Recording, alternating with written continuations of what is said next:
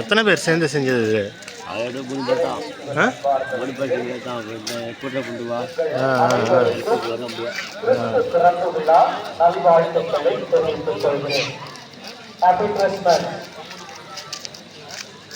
சரி, ஒரு நிமிடம். இப்போ நம்ம எல்லாரும் இங்க சேர்ந்து இருக்கிற இந்த நேரத்துல சரியாகவும் யோசிச்சு அப்படியே உள்ள வந்தா எப்படி இருக்கும்? சந்தோஷமா இருக்குமா? என்ன பண்ணுவீங்க? நம்மளோட மகிழ்ச்சி அப்படியே இரட்டிப்பாயிரம். அப்படிதானே நினைக்கிறீங்க? அடுத்த கேள்வி, அவர்கள் வந்தால் அவர்களை நாம் அடையாளம் கண்டு கொள்வோமா?